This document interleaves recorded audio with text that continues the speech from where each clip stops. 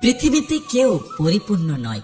কোকিলের কণ্ঠ আছে কিন্তু তার রূপ নেই।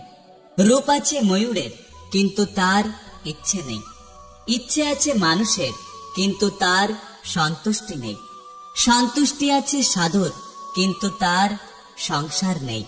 কাউকে যদি তোমার ভালো না লাগে তবে গোপন রেখে অভিনয় করো না, তাকে বলে দিও। কারণ তোমার অভিনয় শুধু তার বিশ্বাস নয়, বরং তার পুরো জীবনটাই নষ্ট করে দেবে।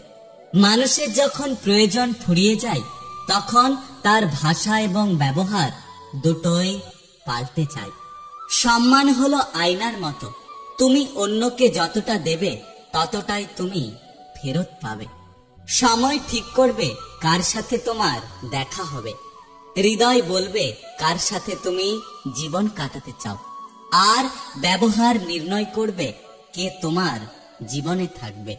কোনো মানুষই আমাদের বন্ধু বা শত্রু হয়ে এই পৃথিবীতে আসেনি।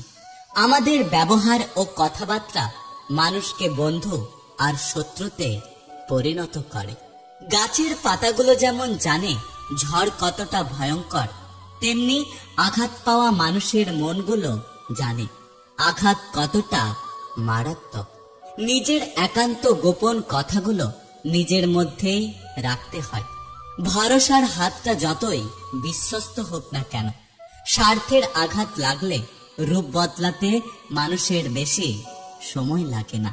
যে তোমাকে আঘাত করেছে তাকে ভুলে যাও, কিন্তু সেই আঘাত থেকে তুমি যা শিক্ষা পেয়েছ তা কখনোই ভুলে যেও না। কিছু কিছু মানুষ আছে যারা অপরাধ না করেও অন্যের কাছে সবসময় দোষী হয়ে থাকে। ঈশ্বর এমন এক বিশ্বাস যাকে না দেখেও বিপদের সময় তাকেই প্রথমে মনে পড়ে। পৃথিবীতে মানুষই একমাত্র প্রাণী যে কাঁদতে কাঁদতে জন্মায়, অভিযোগ করতে করতে বাঁচে, আর আফসোস করতে করতে মৃত্যুবরণ করে। কলম যতই দামি হোক না কেন, ভেতরে যদি কালি না থাকে তাহলে সেটা মূল্যহীন। তেমনি মানুষ যতই শিক্ষিত হোক না কেন, ভেতরে বিবেক না থাকলে তা মূল্যহীন। জীবন মোমবাতি নয়, তবুও নিভে যায়। মনটা আয়না নয়, তবুও ভেঙে যায়।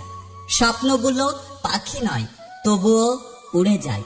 মানুষ আবহাওয়া নয়, তবুও সময়ের সাথে সাথে বদলে যায়। বাস্তবতার মাঝে মানুষ যেটা হারিয়ে ফেলে সেটা হলো সময়। ক্লান্ত হলে মানুষ যেটা হারিয়ে ফেলে সেটা হলো শক্তি।